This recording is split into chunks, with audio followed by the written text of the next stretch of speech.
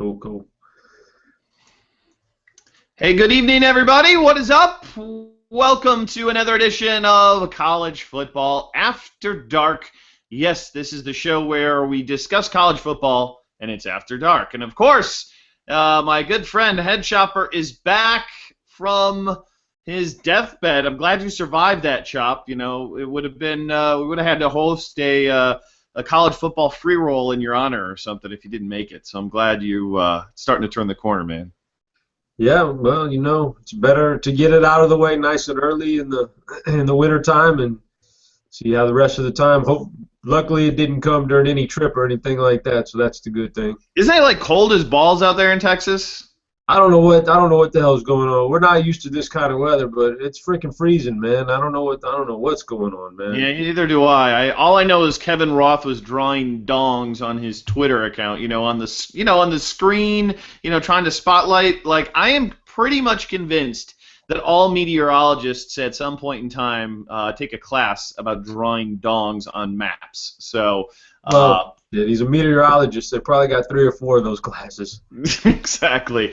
But welcome. We're with you for the next hour talking college football. I'm Dan Bach, again, David Kaplan, Head Chopper. And we're going to go over the slate of games on Saturday. And first off, we got to give a huge shout to our buddy STL Cards taking down that big win in the college football tournament on DraftKings this past weekend. That was quite the win for old STL. Yeah, I saw that. I got me some teams in there. I wasn't gonna not do that one, but he was on some guys that I intentionally wasn't on, so he made some good calls, whereas a lot of us didn't. That winning lineup had some really contrarian plays that were really nice. So yeah, man. I mean, it was only a matter of time before he got him another big tournament somewhere. Yeah, well, you didn't play your Cougs? You didn't go with the old Greg Ward-Greenberry combo last week, Chop? You don't even want to know about – I had some good teams working, and somebody on the internet tweeted out a falsification of a fact on somebody starting, and so I said, I can make Greenberry out, and that guy from UConn, Deshaun Fox. Yes, they said. You can name names here. You can name Dave, man. Soccer Dave. So he's going. My sources tell me he's starting at quarterback. So I said, "Oh my God, I'm going in there." This is in the afternoon, 10 minutes before the games. In the afternoon, and I'm like, I remove everybody who's around that salary, and I put Fox in there, thinking, "Ooh, I'm going to have a monster steal here."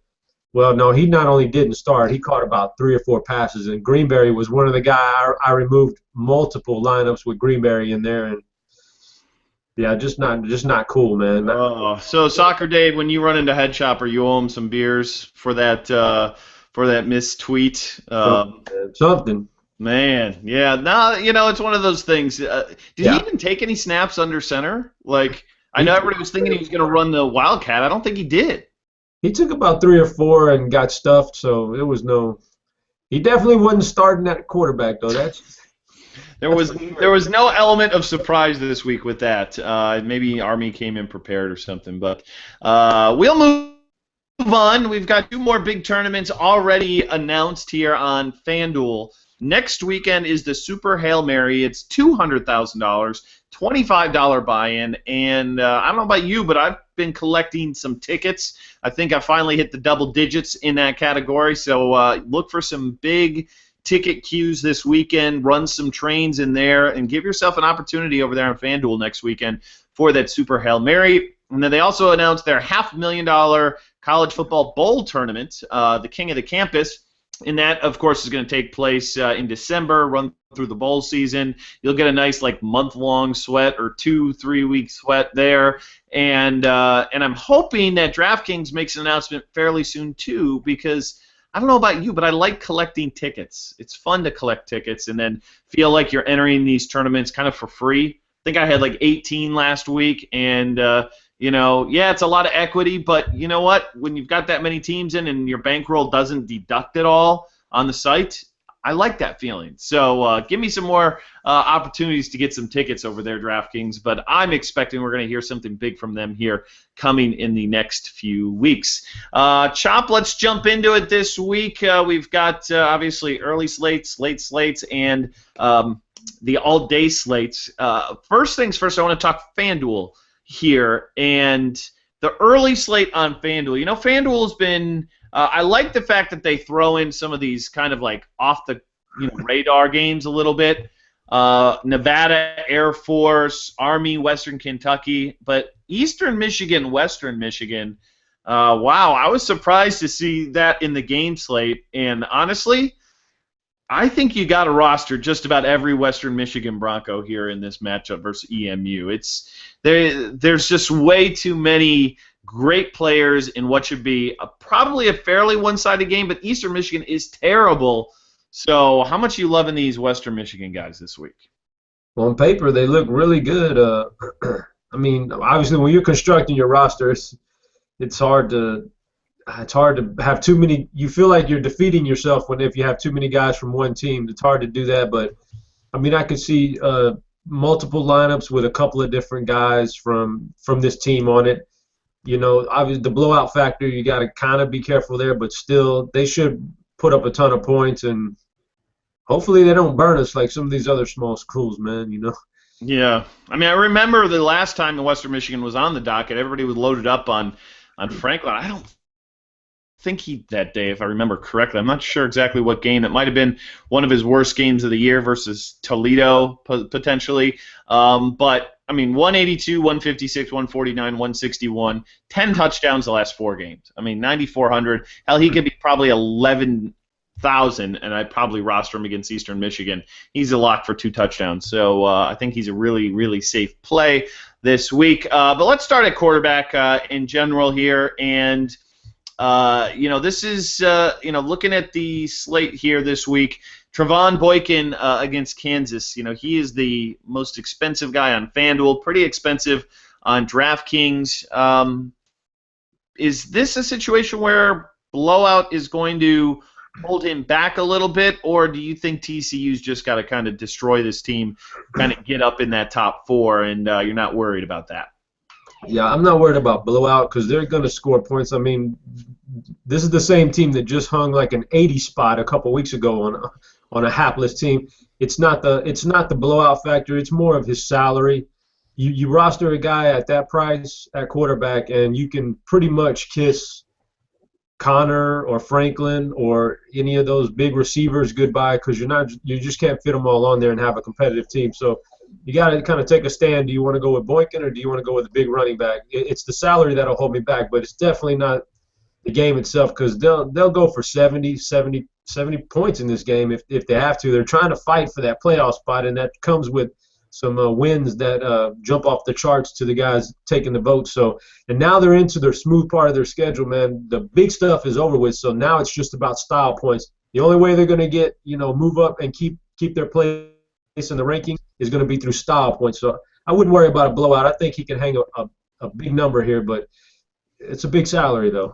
Yeah, and I think the fact that, their running back was gone last week, he carried it 17 times for 123 and 3 touchdowns. So he's called his number more last week than he did the 3 weeks prior, by far, by almost double digits. So I think that as far as I know, Catalan might be out again this week. I'm not sure if you've heard anything further on that.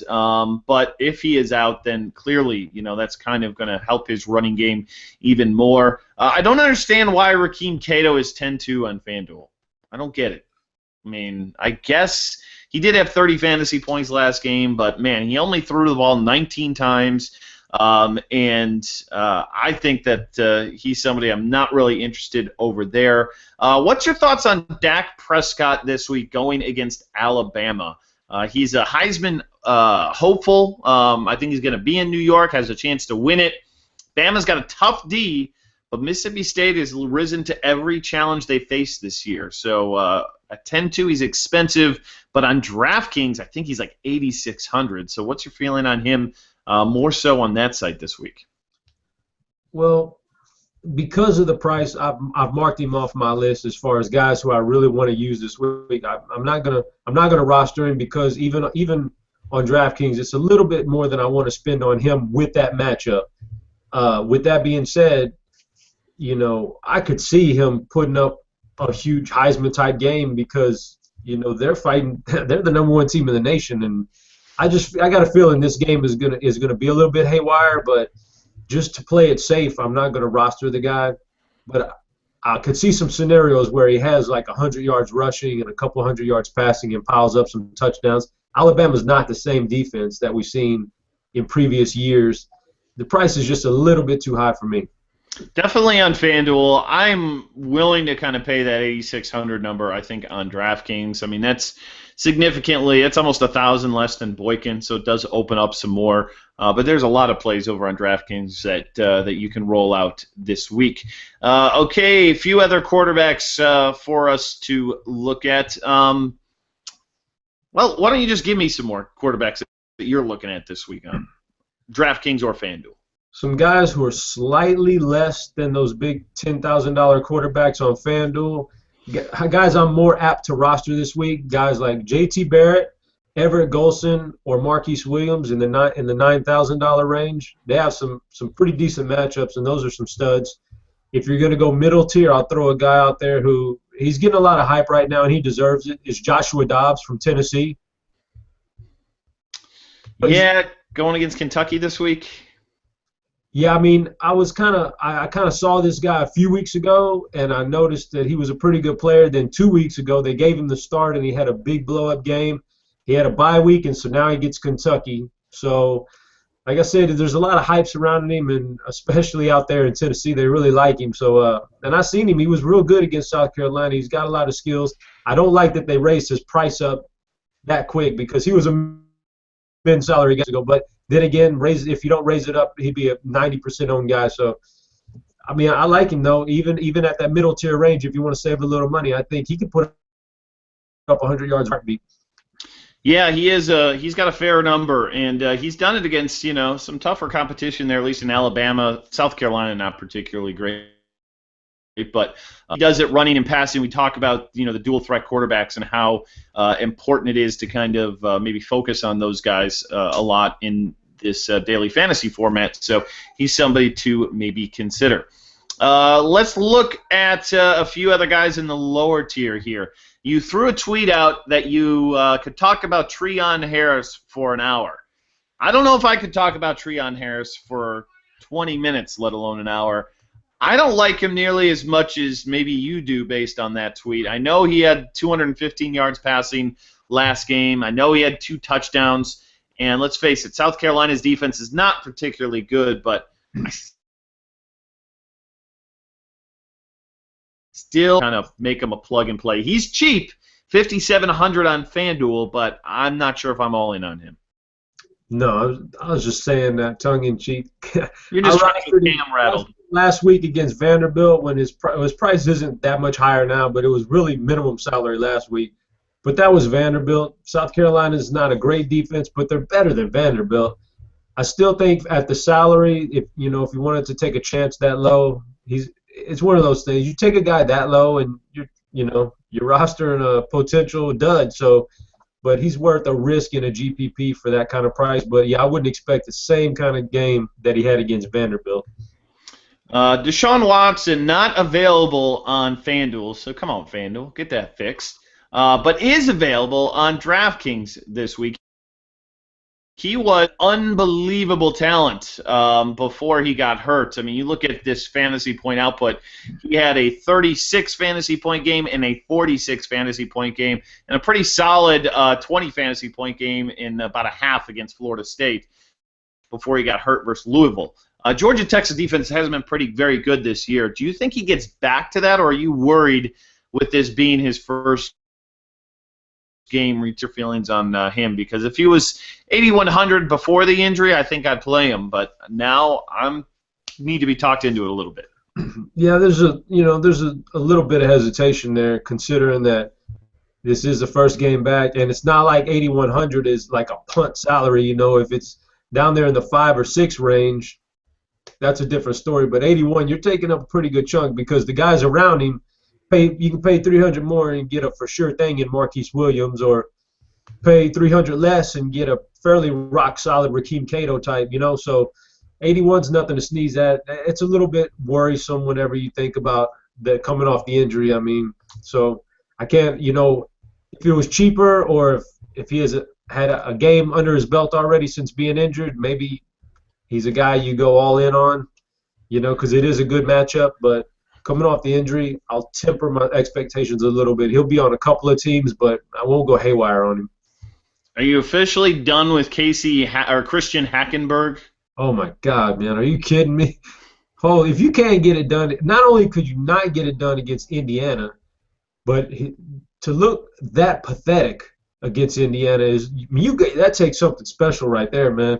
To look that bad against that bad of a defense, I'm so done with him. It's not even funny, man. I can't. He's dead to me. Maybe a sneaky play. I don't know. He hasn't hit 20 fantasy points in a long time, but Jake Rudock does get a date with Illinois, who's got a pretty weak defense there. But man, Iowa got hammered last week. They just might be packing it in. So if you just needed a low dollar punt guy, maybe he's somebody to consider for you. Over on, let's see, DraftKings, Tommy Armstrong. What's your thoughts on him? He's only 5,500 versus Wisconsin this week. He and Patrick Towles. Talk about those guys. Who do you prefer there? I'm going to prefer Patrick Towles there, even though Armstrong's got it's a sneaky good play because, the backfield is Amir Abdul is hurt now. And, maybe he plays, maybe he doesn't. We don't really know. They'll string us along with the news. But even if he does play, I can't think he's 100%. So I think Armstrong has some sneaky potential there, man, to shoulder a big load in the offense, meaning a lot more running, and you always like to see that. But I've seen enough out of Towles to know that he's in a pretty good spot here against Tennessee. This guy's he can run, and he can use his body against Tennessee. He's another guy who can go for 100 yards out of the quarterback position. And this game has some sneaky shootout potential, in my opinion. We passed on J.T. Barrett talk. That might be a mistake this week versus Minnesota. What's your thoughts there? Man, I think we passed on him because the salary's so high that he's not one of those guys, you can just he's just not an insta roster anymore like he was back when he was in the $7,000 range on both sites. Now on DraftKings, I think he's the highest priced guy. He's 9,600 on DraftKings. Somebody like that on your roster, obviously he's got the potential and he's one of those top quarterbacks in the nation, but it just comes down to what stud do you want on your team, because you can't really roster two guys up near $10,000 on any site. You got to pick, do I want to go Barrett, do I want to go Gordon, or somebody like that? So yeah, I think we need to talk about him a little. I think he needs to be under consideration a good bit. Ohio State's a team that, like TCU, has got to win with style points here. I don't see him taking the foot off the accelerator here. And Barrett, man, the game versus Illinois where he was kind of hurt, and maybe even Penn State where he did get a little bit hurt in that game as well. You've got performances of 44, 45, 39, 37, 36 on FanDuel. And even those two games, which he wasn't great, it was 24 and 18. That doesn't destroy you in a cash game. It's not going to win you a GPP, but it's not going to hurt you in a cash game. So he is a do-everything guy, and I think we got to certainly consider him a good bit here today. Move on to running back here. Again, we're going to try and do early and late slate here. We'll kind of split them up. Melvin Gordon, he's pretty matchup-proof. Going against Nebraska at home, 10-5. Again, you know what you're going to get from him. It's going to be in the neighborhood of 200 yards. It's going to be in the neighborhood of 2 to 3 touchdowns. And, it's just whether or not you can find value to go along with him. So no point in kind of digging too deep there. Now, James Conner gets North Carolina. And, Conner, you look at his price point, FanDuel priced him right where he needs to be honest with you. You add it's about 10-1, so you really only get a $400 savings from him to Gordon. Over on DraftKings, though, you're looking at 9,900, so again, only 300 less. Is he just too expensive? Is he a situation where if I'm going to pay up, I'm going to use Gordon, or do you actually like Conner better than Gordon this week? Yeah, I like them both equally. you really can't choose. I couldn't pick one. I like, Nebraska seems to be a tougher matchup on paper, but I like that for Gordon because now we're going to get all the Gordon carries, and we're not going to see a bunch of Corey Clement in there stealing carries because of a blowout. It's be a competitive game. I like that aspect of it, but my God, James Conner, man, the last time we seen him on a football field, he ran for 200 yards and about 3 or 4 touchdowns. This week he gets UNC, who might arguably be a bottom 5 defense in the whole nation. Yeah. So, I mean, you can't go wrong with either one of them. I mean, I'd probably lean toward Conner just because the matchup looks so good that it's tough to pass up on playing North Carolina at this point. So I'd lean toward Conner, but I think they're priced accordingly. They're high, but they need to be that way, or else they'd be owned by everybody. Yeah, let's look at another running back who's probably got a pretty good chance of making it to New York, and that's Ameer Abdullah. Word is he has been practicing, and they think that he might go this weekend. FanDuel at 9K is not that much of a savings. You can just kind of queue up Tevin Coleman, Jarvion Franklin, who we talked about, who we love. So I think he's kind of a fade there, but DraftKings is daring you, I think, to take him at 7,700. If you see him out in the warm-ups, practicing, looking good, you hear there's a green light on Abdullah, do you consider him on DraftKings at 7,700 in a pretty tough matchup here versus Wisconsin? Yeah, I was all prepared not to even think about Abdullah until I saw the price on DraftKings, and I mean they're telling you. I mean, it's weird because 7,700 when you look at the resume, a guy who can easily run for 200 yards in a game, multiple touchdowns in a game. There's only a handful of those guys in the whole nation, and they're giving you one for 7,700 with that kind of upside.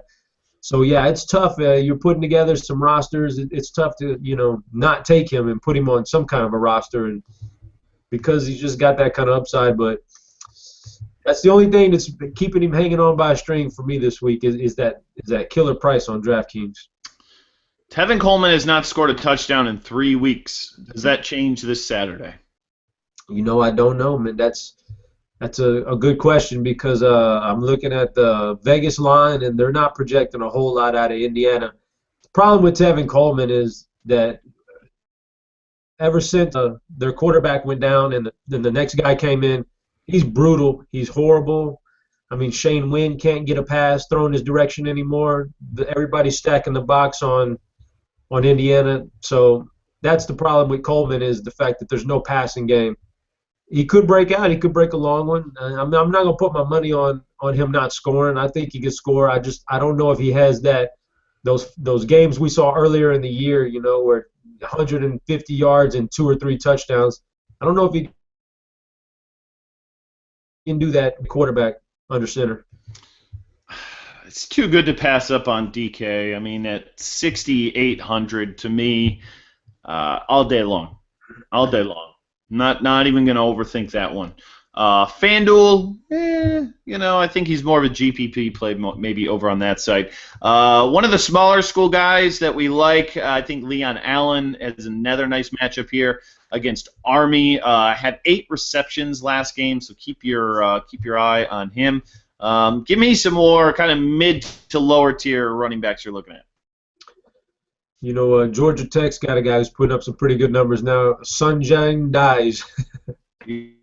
Yes.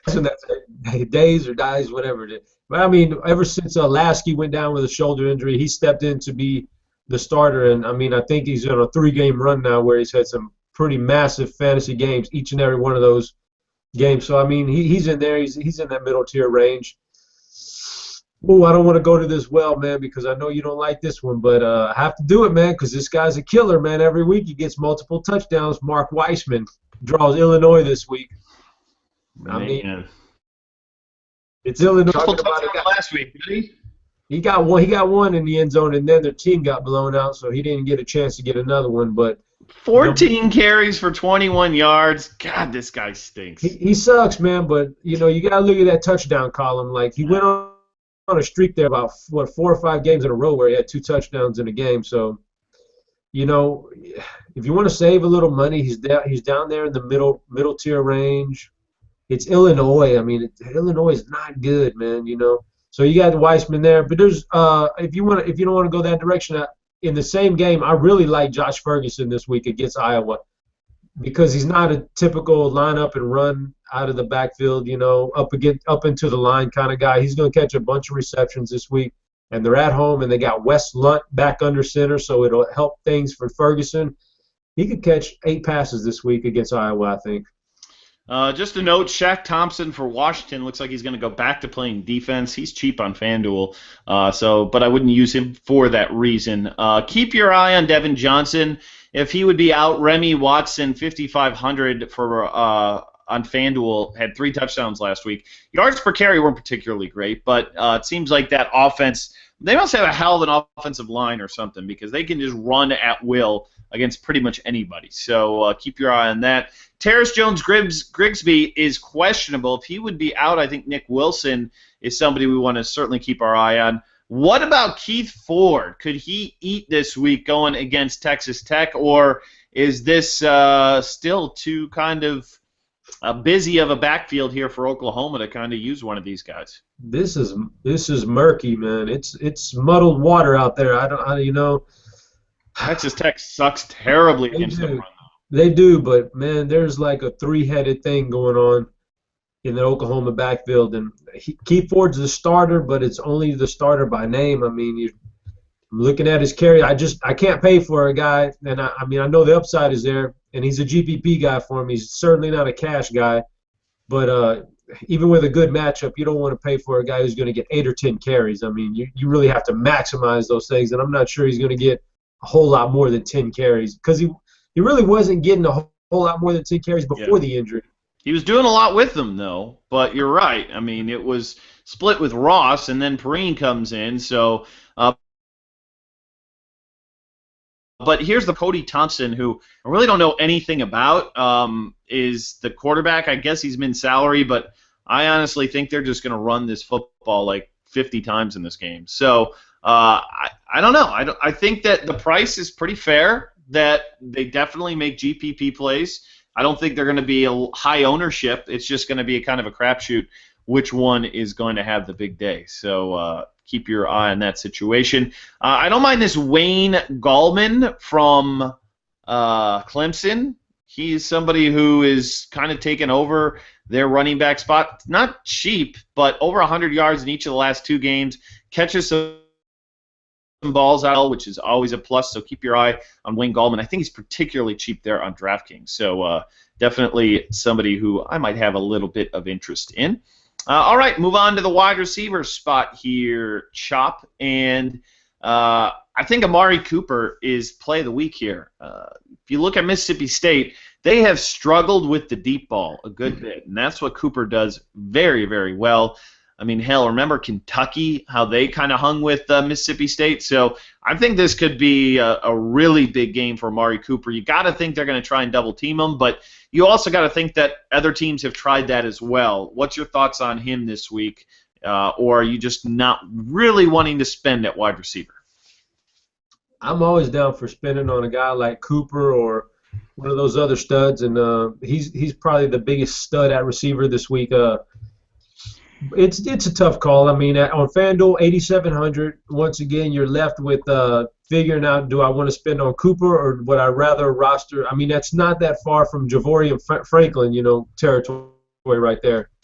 Running back, wide receiver, but the salaries are similar, and it's hard to get 2 big salaries on your roster like that. So there's Cooper, that's 87, and on the other side, he is. Let me take a look real fast. 76. That's a little bit more reasonable, although the salary structure is a little bit different, so it's pretty much the same actually. Yeah, I mean, I like him. I think it's a decent matchup. It's not like a great matchup, but yikes, man, I don't know, man. It's a tough call. He'll be on a couple of GPP teams, but I think we could see a heavy dose of running the ball also. So it goes. I don't know, man. It's a tough one. He's probably the best guy in the early slates, but that's not saying much because we don't have like the Nelson Spruces or any of those guys playing in the early slate. The only other guy who could hold a candle to him is Tyler Boyd, and that's a big drop-off right there. Yeah, FanDuel and DraftKings, they need to get on the same page here because FanDuel Their late games start later or earlier or something because they've got Miami and Florida State in the early games over there on DraftKings, and it's kind of confusing me. They also got SMU and USF, so it's kind of mixed up a little bit there in terms of early and late. But you're right, on FanDuel in particular, there's not a whole lot out there. I mean, we talk about North Carolina's bad defense. That means Tyler Boyd has to be in the conversation. He is good of a playmaker as you're going to find. Corey Davis of Western Michigan against Eastern should be okay. I don't know if this is the week to go to Jamison Crowder, but he hasn't had less than 8 receptions in each of the last 3 games. Had that monster game against Pitt a couple weeks ago. Also had a return, I think, for a touchdown maybe last week against the Cuse. Thoughts on Crowder this week? Yeah, I mean, I gave up on him, and then he struck back with a nice little 3-game run there. So I think he's back in play. I think he's back in the mix. He seems to be I remember last year when he was the man. It didn't matter the matchup. You could just pretty much plug him in, and his salary is still cheap enough, even though it's climbing up there. It's still cheap enough that if you feel like you want to roster that guy instead of one of the like Corey Davis, if you want to save a few hundred, I wouldn't mind that. I mean, Virginia Tech's not as imposing as they have been in years past, so I'm not hating on the Jamison Crowder pick. I think there might be better options around him. Yeah, I think I'm kind of off him this week. I mean, on DraftKings, I'm going to go through some names here, kind of underpriced that we'll go with. And on FanDuel, he's a little bit more expensive than I'd like to spend. How about these guys? Tommy Shuler, Caleb Jones, Ty Montgomery, Jakeem Grant. All 4 of those guys are under $5K this week on DK. Man, I think they're all good, but Caleb Jones, I think if you're not playing Caleb Jones, you're just going to lose this week. I mean, that's too good of a price to pass on him. Yeah, I mean, he's a stud, man. They priced him at $4,600, and that's definitely a slip up on their part. So that's kind of one of those things you got to take advantage of for sure. I mean, but you look at the numbers, 3 for 18, 4 for 46 the last 2 weeks. They haven't been great, but he put up some big digits earlier this season. And I think Carbs mentioned on the playbook this week the top corner for Washington was dismissed from the team, so he should be in a good spot. Shuler, he's somebody, again, pretty cheap. Last week finally kind of looked like the guy we remember, 5 for 80 and a touchdown. So if he gets you 20 fantasy points at $5K, I think you'll take that all day long. Thoughts on Jakeem Grant? He's coming off a really bad game, only 1 catch for 10 yards. That was against Texas, who's a pretty good defense. Oklahoma, not so much. I kind of like Grant, and I think Texas Tech could be sneaky here. What's your thoughts? That is solely dependent on the quarterback situation at Texas Tech. If I get the green light, that their starters back in there, God, his name slips my mind, but Davis Webb. If Davis Webb is back in there, then Jakeem Grant is in play. But if they have to go to the backup again, Jakeem Grant is off the board for me, man, because even at that price, he's not going to catch more than 3 or 4 or 5 passes for 30 or 40 yards. They can't get downfield. He can't get it downfield at all. So that's a Davis Webb dependent play right there. But if Webb is healthy, then I can approve some Jakeem Grant for sure. Okay, a few more names kind of looking good here. Coates could be sneaky. I believe Duke Williams is probably going to be out after the injury last week. So Coates, I think, is going to get most of the looks in that pass game. Kind of like him this week. Bud Sasser against A&M. He's kind of been somewhat good here. He's kind of like hit or miss, but when he hits, he's 24 fantasy points each of the last 2 games. What's your thoughts on the Mizzou wideout? Yeah, Sasser's pretty good, man. I had a good little run with Sasser earlier in the year. Then as Mock fell off, I kind of dropped Sasser out of my thinking. But now that Mock is playing fairly well again, Sasser's back in play. It's a good matchup. I don't hate on Sasser at all. Malcolm Kennedy, or do you? What's your feelings on Kyle Allen? I didn't get a chance to watch that game last week, but boy, put up some big numbers. Allen 118 through the air last week. No, if you're gonna, A&M wide receiver is still just a big cloud of you don't know what's gonna happen.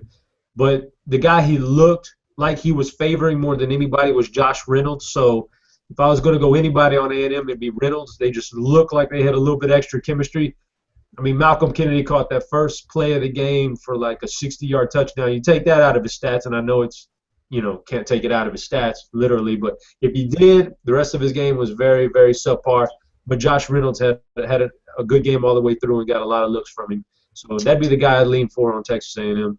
He hasn't been good lately, but if you need value, maybe Braverman, Western Michigan, 4,700. There's tough to find some value low over on FanDuel, so he might be one of those guys, but obviously a little risk involved there. Okay, quickly, tight ends. Max Williams, I think, is awesome. They love to look to him in the red zone. I love him this week. And even Jimmy Mundine, that gets to be a higher scoring game. He's somebody who's done some good work there at Kansas. So, touchdowns in 2 of his last 3 games. He's 3,900, a little bit expensive. In the MAC, Tyrese Russell, what do you think of him? I always love using – he's the one guy from Eastern Michigan I ever use.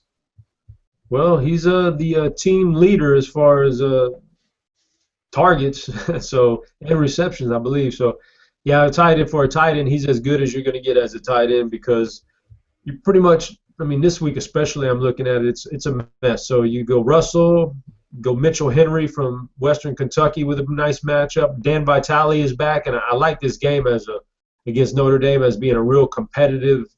These two teams really always fight it out, so Vitale should have I think he has a pretty decent game. That's in the early slate on FanDuel. In the late slate, I actually, you know what? For a while, it looked like A.J. Derby was the Arkansas tight end to have. Now Hunter Henry looks to me like the guy you want to own. He's looking like the guy that we thought we were going to see before the season started. So Hunter Henry would be like my all-in guy as a tight end in the late slate. All right, let's move on to let's go to some late slate quarterbacks and guys there. Let's go to kind of put the bow on this entire weekend here. And Nick Marshall gets Georgia. Was pretty disappointing last week. Could turn it around a little bit on FanDuel at 10-4. He's the most expensive guy on the board. I don't know if I want to go that high on him. Jameis Winston, another guy. He's actually in the early slate over there on DraftKings. Late slate on FanDuel. Pretty expensive on FanDuel. Not terribly over there on DraftKings. What's your thoughts on Winston here against Miami? How do you think this game's going to turn out? Man, I like this game to have some nice shootout factor going on here. Florida State's doesn't impress me on defense like they have recent years, and Miami can score. And if Miami scores, they're going to make. I don't think there's a defense in the nation that can put the clamps down on Winston and this offense when they need to score. So if Miami presses the issue, I think we can have a serious shootout, and I actually like all these guys in this game to have put up some pretty nice stat lines. There's some value out there in a guy named Quentin Flowers of South Florida. I normally would not consider Quentin Flowers of South Florida, except Quentin Flowers of South Florida is playing Southern Methodist University this week, and they stink. We saw it last week. The Tulsa quarterback, Dane Evans, went absolutely nuts. I don't know if he's going to go that crazy, but he's minimum salary, $4K on DraftKings, $4,500 on FanDuel. You willing to give him a shot, Chop? He'll be a GP anytime you get like a new quarterback, and I mean it's going to be rough anyway. It's South Florida. The system just isn't conducive to putting up big numbers. It's not like you're taking over for Texas Tech, taking over the helm at Texas Tech or something like that. But, it's a good matchup, so you could take a chance on him. I just don't think I'd take a chance for a substantial amount of cash, if you know what I mean. Like, he's low salary, but in the same game set for low salaries, Dejon Williams for North Texas is minimum salary also. He's not bad. For a little bit more, you can get Tyrone Swoops. He's kind of grown on me a little bit, and he's got a pretty good matchup with Oklahoma State. So there's cheap options out there if you want. Another guy who I was on last week and he paid off was Matt Davis for SMU. That's in the same game with South Florida. Matt Davis has some skill. That's a guy to keep your eye on. I had him on DK a lot at a very low ownership. He put up a 40 burger on FanDuel last week. You like him, huh? He's got some definite running chops, man. That's for sure. So I keep my eye on him. And his salary, they jumped it up a little bit, but I still think he's a little bit underpriced. What about this BYU quarterback, Christian Stewart? A lot of people ranked him pretty high on the old experts' picks on the incentives this week. I wasn't so high on him. They have no running game anymore. Williams is out. I think Lisicki, the rugby player, might be the #1 running back, or Algernon Brown, who was clearly named after a book I read in like middle school. I think it was Flowers for Algernon. What else could he have been named? Where does that name come from if it's not after that name? But I don't know. I'm not totally on Stewart. UNLV stinks at defense. It is at home, but kind of lukewarm on him this week. Your thoughts? I think he's a decent quarterback. I don't like the price tag for a backup quarterback. I know he's got a game or two under his belt, but I would have preferred if the price tag was a little bit lower. He's actually pretty mid-range there for on both sides. That's the only drawback to him, but yeah, he's got potential, man. But in that same range of quarterbacks, we mentioned Winston. For the same price or cheaper, you could get Brad Kaya really cheap, much cheaper on DraftKings. I tell you, I like Miami, man, to put up some points. I like the Kaya to Dorsett connection this week. Florida State struggles in the secondary. Vegas is telling you they're going to score over 30 points. Miami is, so I'm listening, man. My ears are open. I'm liking this game. You are. Let's look at some running backs now, and I think there's some small school guys that we need to keep our eye on. I was all in on Elijah McGuire last week. He didn't really let me down. 136, had one receiving touchdown, one rushing touchdown, so that'll get it done. He was a bit cheaper, I believe, last week, but even at $8K this week, I think Harris is still going to be out of this game. I know he missed last game, and that's a huge, huge deal because they kind of split carries, and McGuire had 26 totes, I believe, certainly the highest he's had all season long. I think if it's confirmed Harris is out, it's plug and play on McGuire. Yeah, that's the thing, though. You need to make sure Harris is out, because if Harris is in, you don't want to pay $8,000 for 15 carries. You just got to keep up with the news there. I don't think the value is there if Harris is in, but if Harris is out, McGuire jumps up to being like a top 5 back. So that's the thing, man. You got to follow the news right there. Any of the other guys in the small schools interest you? You got Robert Lowe. You've got Aaron Jones, who was actually banged up last week, didn't end up playing, but is practicing this week. Thoughts on any of the other small school guys out there? The only other guy that really appeals to me because of salary is Antoine Jimerson from North Texas.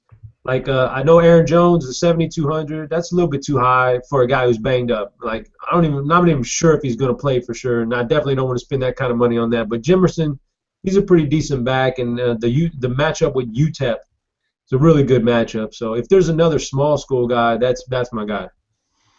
If you need a value play out there this week at running back, Tyreek Hill, 5,800 on FanDuel. 18 for 102 last game, 14 for 78 before that. He seems to maybe have overtaken Desmond Rowland, who somehow scored all those touchdowns but never was overly impressive. So Tyreek Hill against Texas this week could be a possibility. Okay, moving on to the wideout spot. Rashad Green, I think you love this game. You better love him then, because he gets all the looks. I mean, this last week against Virginia, 13 receptions. Guy's a target monster, runs amazing routes, got great rapport with Winston, and the price tag isn't unbearable. I mean, it doesn't look like you're necessarily going to have to pay up for quarterback in this late slate. I think Rashad Green's going to be a great play, maybe even a popular play this week, on FanDuel at least. Yeah, I mean, it just came down to a matter of how much Rashad Green do I want in my line. You never want to go I never want to go all in on one guy, on any lineup, just because you never know what might happen. Miami may come out and say, hey, we're going to double team Rashad Green. There's no way Rashad Green is going to beat us. Then you're in trouble. So I kept a little bit of room to wiggle with some other lineups, but he's in a vast majority of my late lineups. I like Rashad Green in this game because I like the game itself. Just trying to look at the game and predict what's going to happen. I see a lot of points in this game. Andre Davis against SMU, are you okay with that play, even though he's got this new quarterback under center, or do you need to see something first? I mean, he's cheap, 5,400. As far as Andre Davis, as far as that play, I would have rather have seen the other quarterback stay in there because from what I've read, the new guy is not much of a passer. So he's got a decent price. It's in the mid-range on both sides. I'm not sold on the quarterback, though, so it just depends on, like let's say FanDuel, you could have Jordan Villeman from Oregon State who's put up some good numbers. Josh Reynolds, Sammy Coates are all less than Andre Davis. So it's just tough, man, to make a decision on narrowing it down to between one or two of those guys. I might choose those other guys over Andre Davis right offhand. Yep. Rayshon Caesar, 4,800. Doesn't score a lot of touchdowns, but for that price tag should be pretty involved in that offense. Anybody else on the low end standing out to you maybe? Might have interest in? Low end. There's a guy named Shavarez Smith from South Alabama who's real cheap if you wanted to take a chance on him. He gets a significant portion of that team's overall. I got this site that lists targets for me. It's target percentage by team, and he gets the majority of their targets. So I believe I sent you that site. That's why I said it, man. Is that not a nice site? I'm poking the bear. It's a pretty good site, man. Yeah, it's pretty good. If you go to that site and look at it, it says the percentage of his targets he gets for the team, and he eats up the majority of those targets in a big way for that team. So he's a flyer, man. You take a chance on you get a $5,200 guy, you don't know what you're getting, so you're just taking a chance anyway. Clive Wofford's not cheap here on FanDuel, so I don't think he's a 5K tight end. But you love Miami and Florida State this week, Chops. So any Clive Wofford or too pricey? You actually might not be. I mean, if you punted with one of the cheapo quarterbacks this week, if you used a guy from SMU, South Florida, you can probably afford a 5K tight end. I just think that you're chasing points here after his 23 fantasy point game against North Carolina last week. No, I've made a few rosters on both sides to see what I could get a feel for, and I still couldn't get that and a tight end that expensive. I mean, there's just no way, man. I just can't see it happening because if you put that $5,000 on a tight end, you're going to look at your another spot on your roster and go, well, damn, I can upgrade somewhere by $2,000 if I go with a cheap tight end, and that's what you're always going to want to do anyway. So. Yeah, I can't justify spending that much money on a tight end. I mean, it may be worth it, and I do see a shootout, but still, value is value, and this is not a value pick. 5 and 4.8 for your two tight ends in that game. That's a little bit too much. I'd rather punt that thing. Connor Hamlet finally got in the end zone this last game, 3,200. That was against Washington State. This is against Arizona State, a little bit better defense there, so not sure. I love him this week. Give me some Bradley Miller against South Bama, a little bit more. Let's see. Is there any? Let's see. I'm looking for like 3K crappers on FanDuel. You got a 3K crapper on FanDuel? Maybe CJ Uzomah? Maybe? I'd go AJ Derby before I go Uzomah. Okay. Well, I was thinking, Duke Williams is out. Maybe he'll get some more looks. Yeah, I mean, maybe, but I mean, at least in the game logs, I can look at Derby and say, well, there's potential for like 5 catches. Uzomah's like a 1 catch, and you're lucky to get that 1 touchdown kind of guy. But if I was going to punt it, Eric Tomlinson for UTEP, he's not bad. I'll throw a name out there: Wes Saxton, South Alabama. Yeah, He had a huge year last year. He hasn't done much this year. I don't even think he's gotten a touchdown. But look at his game logs a year ago, and might just have one of these games eventually where he does something to surprise you. So I'll throw him out there as another kind of punt possibility. But we're coming up on an hour here, and we went through the early and late slot after dark, and that's probably going to do it for us tonight. Obviously, coming up this weekend, you get Dean and STL Cardinals. We actually gave EMAC the weekend off. Aren't we nice guys, Chop? Phenomenal. He needs it, man. He does. He's a really, really hard worker and well deserved. So you get Dino, who finished top 5 last week.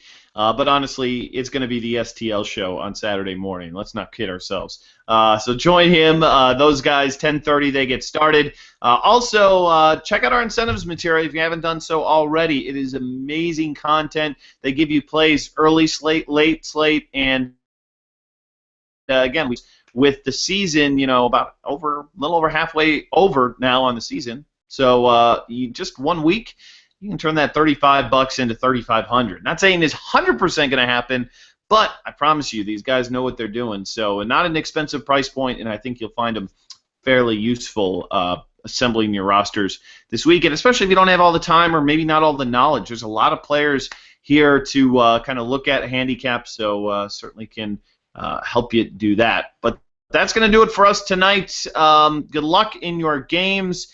I will join you tomorrow on the podcast, obviously Sunday morning for the NFL Grinders Live, and you can catch Chop over on the NFL Playbook, me on the College Playbook, and Expert Chat. You still doing the Expert Chat? For sure. 10:30 Saturday. You can chat with. That's part of the incentives package. Head Chopper, 1-on-1, so it doesn't suck. All right, folks. Till next time. Have yourself a great weekend. We are Ocho. Later. Peace out.